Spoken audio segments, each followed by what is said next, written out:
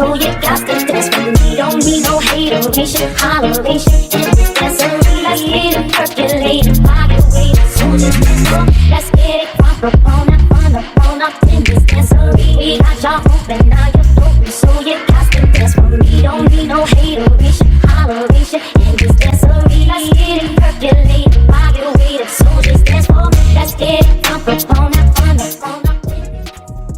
Hey yo, thanks for tuning in to The Source, your source for celebrity news. Check this out. When I was a young girl, my mother taught me something very important, and that was this. When somebody does something nice for you, always be sure to say thank you. So I wanted to jump on here today and start off today's show by saying thank you to everybody who supports the show and to everybody who is subscribed to the channel, allowing this channel to grow to over 80,000 subscribers. I mean, it's crazy because I wasn't even thinking about doing YouTube. So when my man Celeb Source called me and he was like, yo, can you take over the backup channel for me? I was like, ooh. I don't know, I'm not a YouTuber. And he was like, listen, if you can just get that channel up to like 12,000 subscribers, you'll be doing great. And I was like, ooh, you asking a lot. But now that we're at 80, I think that we've exceeded the goal. And that's because of all of you. So once again, thank you very much. Now, if you noticed, when I started off today's show, I was playing Mary J. Blige's Family Affair. And I did that on purpose because it turns out, when I was looking at all of the stories for today, I was like, wait a minute, why is there a running theme? And that theme is family.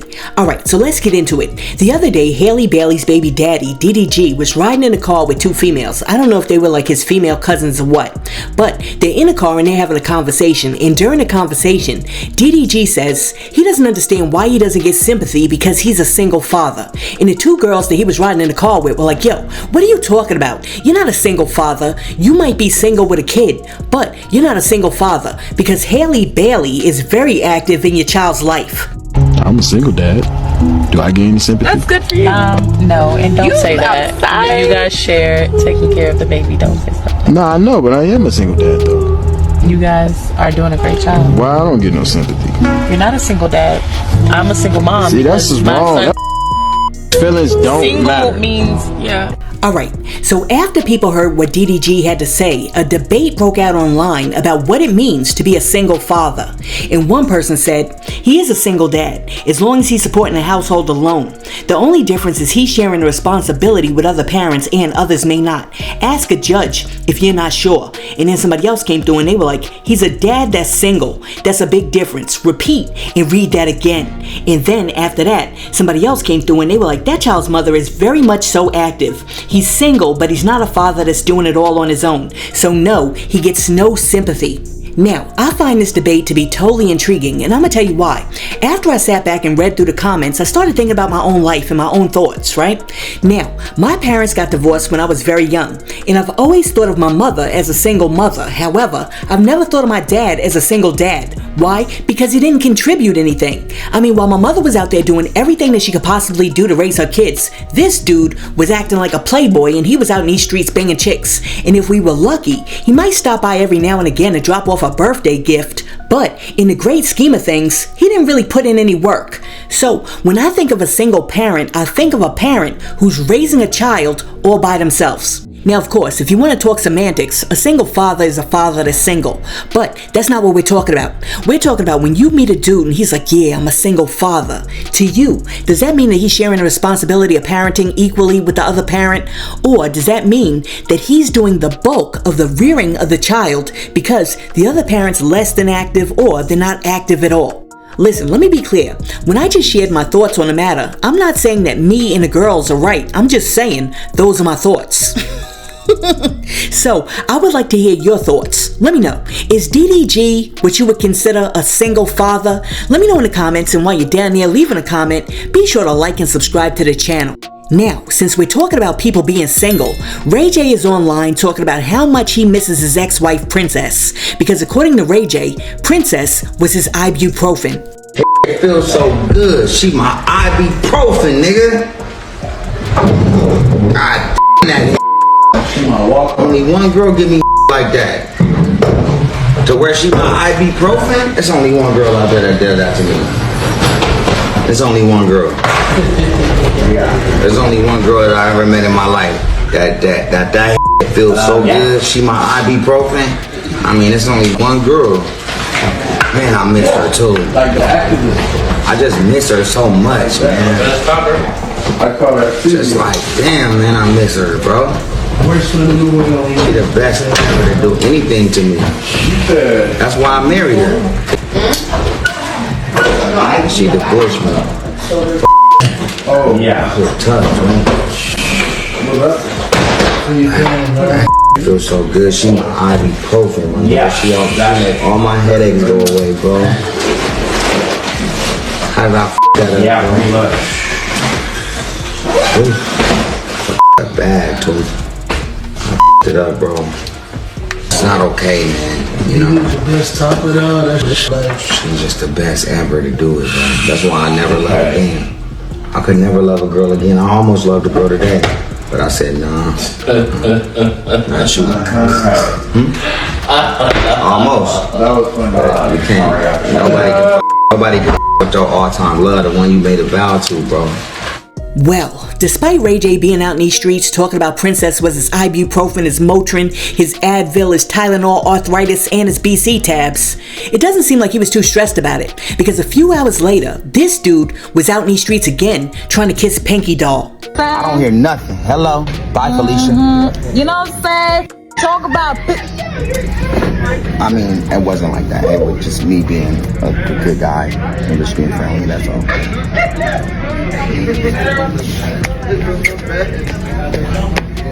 Now, after watching that very cringy video from Ray J, a whole lot of people had something to say. And one person was like, bye-bye, baby Kanye. And then somebody else was like, I almost loved a girl today is insane. Nurse, he out again. And then after that, somebody else was like, this shows you can have a mommy and a daddy as a kid and still turn out like this. Oh my goodness, where's Brandy? Can somebody please tell Brandy to come get her brother off the internet? Because I gotta tell you, I always thought Ray J was a pretty good looking dude, but now Ray J's starting to look like a sleaze bucket. I mean, for real, he's starting to look like the type of dude that stands outside of the bodega 24/7 sitting on a crate or a shopping cart, and when you pass by him to go into the store, he pauses from smoking his Lucy just long enough to be like, you looking good, girl. I ain't seen you in a minute. How old are you now? Can I get your number?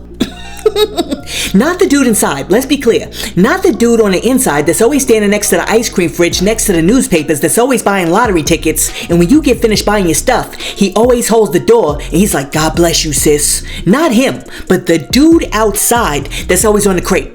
I mean, is it just me, or have you also noticed that Ray J is starting to give off crate vibes? Which is why Princess was doing a show the other day and she was just like, I'm done, I'm just done. But she also said that she's going to be representing herself during the divorce because she had to fire her attorney. But are you guys going through a divorce? Yes. I feel like y'all been going through a divorce. This like time number 12. We have. No, this is like the 4th time, but this is the final time. Literally days away. Why is it this time, the final time? Because I'm just done. You know what I mean? Like, we're great friends, and I just have to accept that we're just better off as friends. You know what I mean? And even though we're family and like, I love him, he still loves me, but you just have to accept the fact that you live 2 totally different lifestyles, and there's things that I'm not okay with. Yeah. And I feel like it's making me act out of character, you know, because I'm doing things that I normally wouldn't do if I was in a relationship. Have y'all been going back and forth with court? Because we haven't heard much about... So I had a lawyer, and I had a very like expensive and ruthless lawyer, and he wanted me to like get full custody of the kids and get all this money, and you know, it's like, I'm not trying to be on bad terms with the father of my kids. So, you know, Ray and I came to an agreement, and my lawyer was not happy with it, and he said, I'm not going to sign off on that. So if you want to, you can do that, but you have to fire me as your lawyer. So I fired him as my lawyer. I'm working as my own attorney right now. Really? Yes. Because I just don't want to fight. Interesting. Listen, to all of my people out there who have gone through a divorce, do you think that it's wise for Princess to sign that final paperwork without having an attorney look over that paperwork with a fine-tooth comb? Now, since we're keeping it all in the family, let me share this. The other day, a young girl jumped online and she was all sprayed up in the face with mace. And she said that the reason why she was all sprayed up in the face with mace is because her brother's girlfriend found out that he was cheating. And then she found out that the whole family knew that he was cheating. So she came by the house and sprayed up the whole entire family with the mace. Why this bum bitch that ass maced all of us? Maced the whole ass crib, bro. We have shit up right now. Police here again. I'm trying to call you, but you're not here. My face is burning right now. Yo, I'm tired right now. It's funny though. Alright, so here's the craziest thing. After she posted that video on social media, the majority of people on social media agreed with the girlfriend. And one person was like, I feel her, don't play in my face. And they was probably calling her sis and daughter, like F out of here. And then somebody else was like, keeping bad secrets falls on everyone. And then last but not least, somebody else came through and was like, nope, she wasn't wrong, they deserve it. Yo, I am so confused right now because I don't know what part of the streets these commenters are from. But let me tell you this, if my brother cheats on you, you better not spray me in the face with some mace. Because if you do, it's gonna be up every time I see you. And trust me, I'm not a violent person, I don't advocate violence, I never wanna see violence. But you can't just be spraying me in the face because my sibling did you dirty. If you were laying in a bed with them and then they went and laid in a bed with somebody else, do not involve me in your ish. Listen, let me know down below. If your sibling cheats on their girlfriend or boyfriend and they find out that you knew, is it ever justifiable for them to roll up on you and spray you in the face with some mace because you knew that your brother or your sister was cheating? And that brings us to Latocha Scott from Xscape. As you know, Latocha and Tamika have been estranged for years due to familial tensions that escalated a few years back during the filming of the reality TV show SWV and Xscape, the Queens of R&B. During the show, Tamika accused Latocha and her husband Rocky Bivens of stealing $30,000 in royalties from her. After she made the accusations, Latocha and Rocky Bivens firmly denied the allegations. However, Tamika pulled out receipts that basically proved that somebody who she claims was Rocky and her sister forged her name and cashed her checks. Tamika also alleged that while they were beefing back and forth, Latocha actually threatened her and was like, I'm gonna release that sex tape that you made when you were young. About you stealing money from me and I forgave you. I would have never brought it up. That was years ago. I never brought it up. I never got paid back. I had to pay taxes on it and I hid it from my husband. So guess what? My husband knows now. So he's saying, he probably like, dang, I can't even trust you. So your sister them stole? Cause he's like, okay, our taxes are going crazy right now. What's going on with the taxes? I'm lying to my husband, protecting my sister. Never got the money back and had to pay taxes on the money. The only thing my mama said was, you don't know what she was going through at that time. That's what she said to me. And I, you know what, I forget. And you were pregnant. And I was pregnant. By the way. I was pregnant. With our money. I was pregnant with our money when this happened. And this beautiful thing was in college. Yeah. So we was paying out of pocket for her college. You don't think I could have used that money? But it got swept under the rug. Just like everything that my sister does gets swept under the rug. She's definitely my mom's favorite. And I get it. You know what I'm saying? I love my mama. I love my sister. She felt like I body shamed her. Like, I've been protecting you and will fight to the end for my sister. I've been locked up for my sister. I've been kicked out of school for my sister. It's a lot that has gone down. I should be in jail right now for the rest of my life. If y'all only knew the story. You're going to hear the story soon. But I should be in jail. It was the grace of God that whatever I was trying to do to this person who was messing with my sister did not happen because God would not let it happen. But I supposed to be in jail because I believe in taking up for my sister. That's why me and Candy fell out. Taking up for my sister. I go to the end of the world. I would attack whoever I need to attack to make sure family is good. But you know what? Now I'm getting smacked in the face. And it's not reciprocated. It's not reciprocated. And it took me this long to realize it. Oh yeah, one of the threats were that my tape, I have a tape that I did. Yes, when I was in my 20s, I did a tape. So, you know, I didn't want to take it back to my house, so I gave the tape to my sister and told her to hold it. So, you know, I can watch it every now and then, you know. I just got to be honest with you. I was looking good on the tape. But anyway, I gave it to my sister, so I went back to get it. She said someone stole it out of her safe.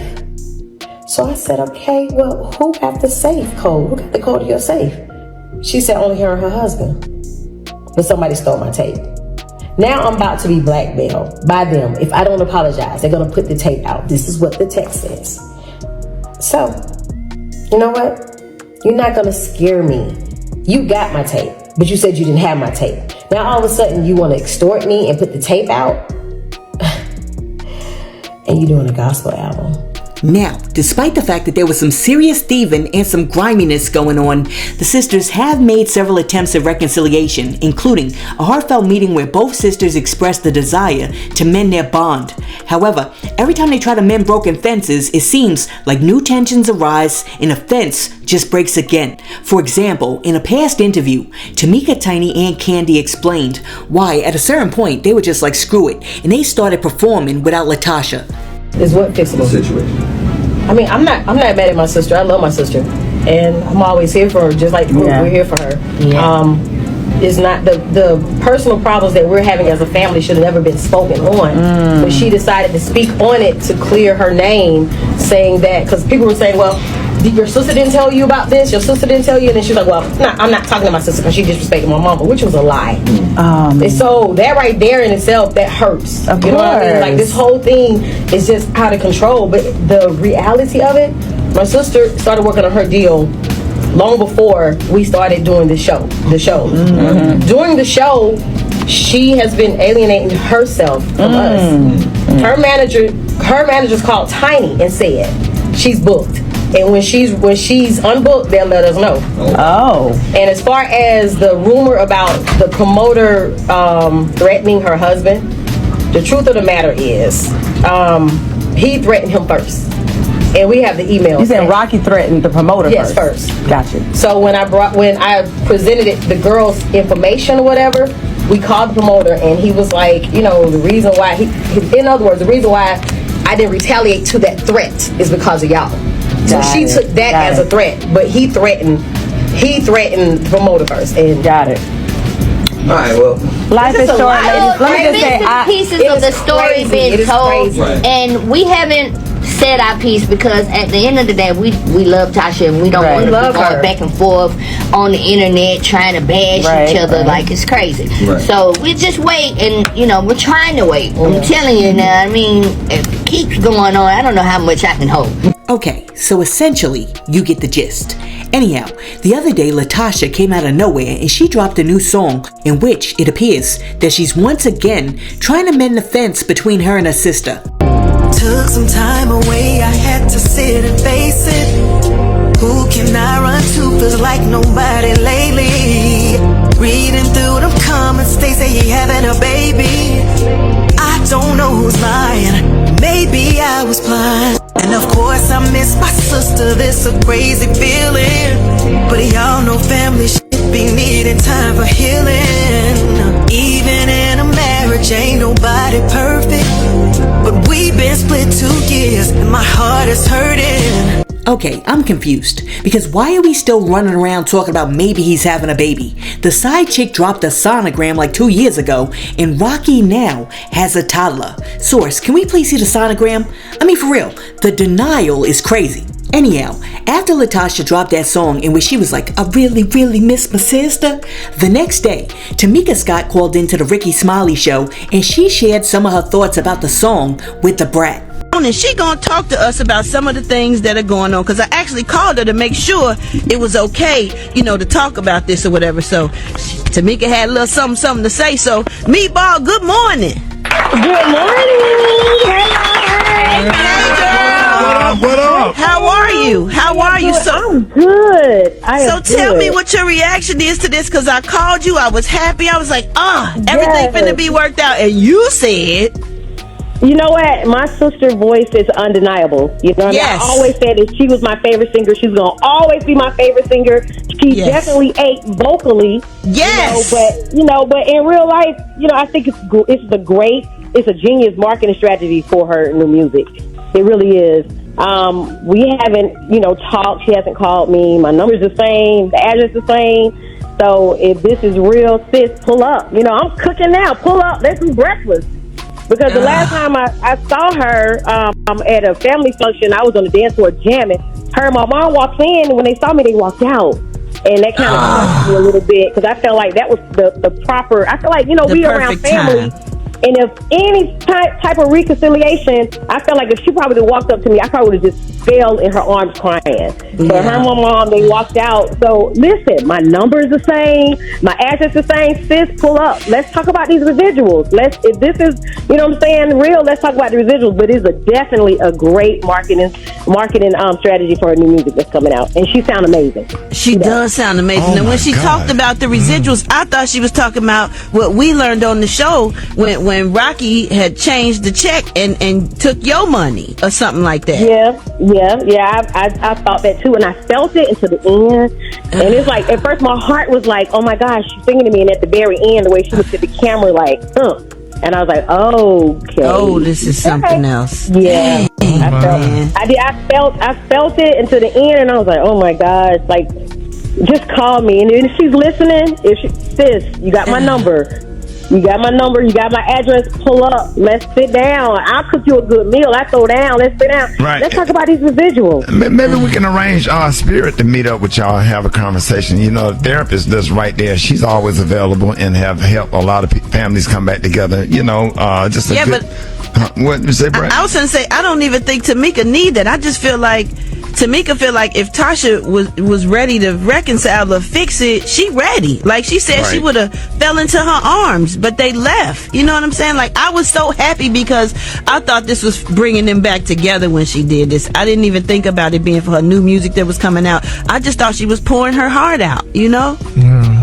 Well, Tamika, you think since tomorrow's the last day of Black History Month, she might call the last day?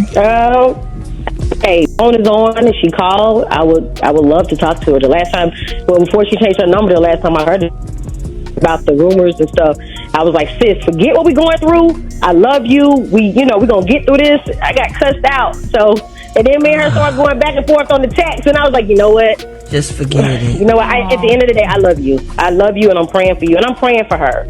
I'm definitely praying for her mental. I'm praying for her, and I love my sister. Hands down. Y'all know I've always protected her. We know. And I will continue to protect her. Can't nobody say nothing about her to me.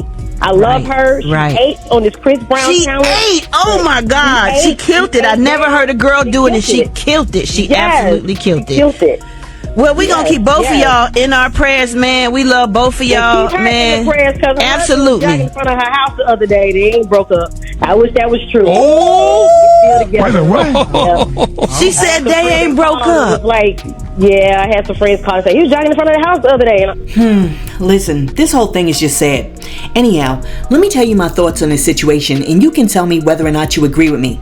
I believe that Latocha and Tamika are never ever going to be able to mend a broken fence until Rocky Bivens is out of the picture, because I believe that he's the one that puts the battery in Latocha's back that fuels a whole lot of this nonsense, and he knows that as long as he can keep Latocha isolated and estranged away from her sister, he can continue to manipulate her and get away with doing whatever he wants. Listen, ladies, if you don't hear anything else that I say in this video, please listen to what I'm saying right now, and it's this. There's one type of dude that you really have to be careful about, and it's this type of dude. The type of dude that after he gets with you and marries you, his only source of income is managing you and your talent. I mean, when you really think about it, Latocha Scott's husband or ex-husband has a whole lot in common with Wendy Williams' ex-husband, Big Kev, and you see how that worked out for Wendy.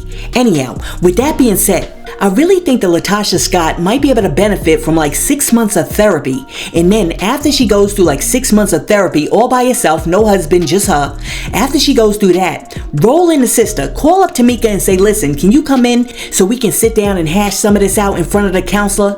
Now, listening to this story and how Tamika was like Latocha and the mother walked out when they saw her at the party, that reminded me of a video that I saw the other day where a dude was talking about the fact that our families don't seem to be the same anymore now that our great-grandmothers and our grandmothers are gone. Nigga, it used to be a point in time where you could go over your grandma's house and have a ball with your cousins, your aunts, uncles, your grandmama herself, every goddamn body. I'm talking about used to have a goddamn ball on the damn Saturday when all your cousins used to pile up at your grandmama's house. Nigga, now you can't do that shit for nothing in the world. You damn near have to reevaluate your whole damn family to see if they really with you. Motherfucker, you fake. Everybody have their favorites. If you're doing good, they hating on you.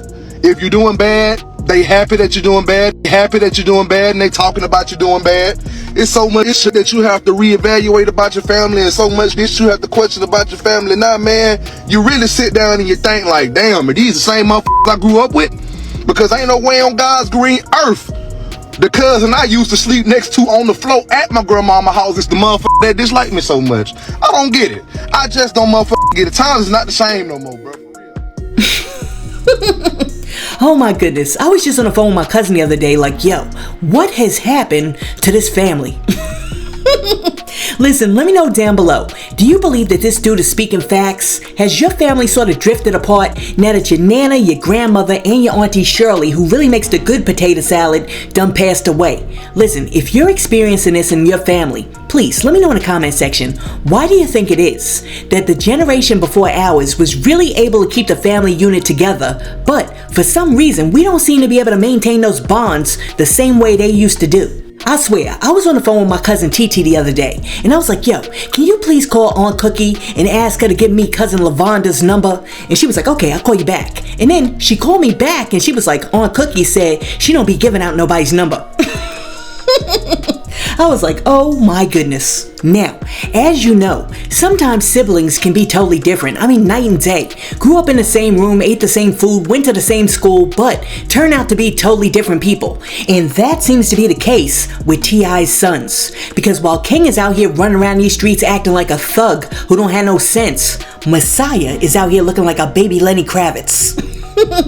Check out Messiah as he discusses his new career as a blues guitarist. So you were not playing a guitar as a child. You picked it up for the first time as a teenager. Why the guitar? Well, at first I wanted to be a producer. And I remember telling my pops, like, I think I want to make music. I think I want to make beats.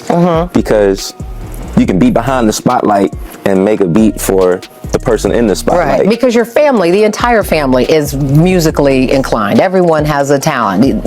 Exactly, yeah. And once I began making beats, a couple of things happened that made me feel like I should be thinking bigger. And then... Like what?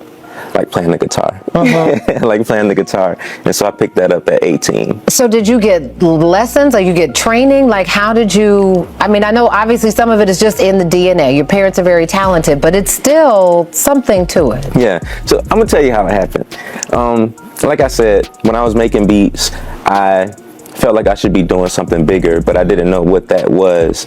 And down in the dumps, I went to the movies one day and I saw this movie called Bohemian Rhapsody, the movie about Queen and Freddie Mercury. Yeah. When I saw that movie, I don't even know what it was about, but once the music began and I discovered for myself classic rock and roll, I forgot all about producing for the most part, and I said, I want to be on a stage and I want to do that. That's when I wanted to be in the spotlight. Wow. And I didn't know what instrument I was going to play while I was watching the movie. Yeah. But by the time I walked out, I settled on the guitar. And so I hurried up and bought one before I thought myself out of doing it. And then I took lessons once a week. So what did your father say? What did your mother say? What did Pop say, man? Or did you tell him immediately, or did you just start? I like to do things without telling him, just because, I don't know, he kind of wants you to show him things. Right, that makes sense. That makes sense. So I wanted to make sure I knew a little bit before I said, hey, I'm playing the guitar. And when I did tell him, you know, I got more of a reaction than when I told him I was making beats. Let me tell you something. Messiah is a very impressive young man. Let me know something. What do you think is the biggest difference between him and King? Like, why do you think they went in two different directions? Do you think that it was because King spent more time at the grandmother's house, that Messiah saw more of the struggle and King was basically born with like the silver spoon? Or do you think that it could be that sometimes when people have kids, they're more strict with the older kid, but by the time they get to the younger kid, they just let that kid run wild? Or are you over there like, nah, Sauce, it ain't none of that. King just built different. And that brings me to our last story of the day, and boy, is this one a doozy. The other day, a woman jumped online and she dropped a video in which she was very upset with her baby daddy because he refused to send her some money so that she could pay her light bill after her lights got turned off because, as he said, hun, you got a new husband. That's what he's supposed to be doing. So y'all, please help me understand this. My lights got turned off. So I called my baby's father and asked him if he could get my lights turned on for me. He said no, because I have a husband and that's his responsibility. How is that his responsibility to pay my lights to get turned back on after they get turned off? That you have kids that stay here. You don't care about your kids? I understand that I have a husband, granted, don't beat me up over it, but we fell on hard times. So as my baby's father, I feel like you're supposed to pick up the slack. So you rather for your kids be in the dark than to help your baby mother get her lights turned back on? What if I didn't have a husband? Would you have helped me then? These men is crazy. Sir, help me get my lights turned on. Don't worry about my husband. And to the woman who asked her baby daddy to pay her light bill because her lights got cut off and he said no because you have a husband, that's his responsibility, and you came on the internet to ask us, was that man wrong for not paying your light bill because you have a husband, but you think he's responsible because y'all have kids together? Says he not wrong.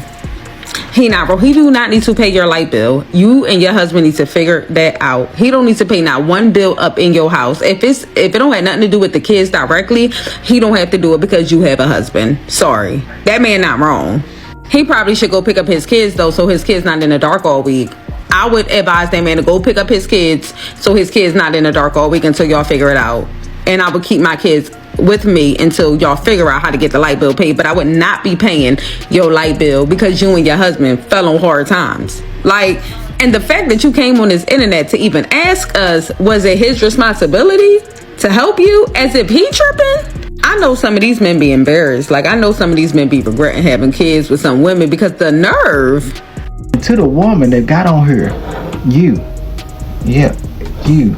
that got on here and told the entire world that your lights was cut off and you wanted your baby daddy to pay the light bill. Meanwhile, you know what?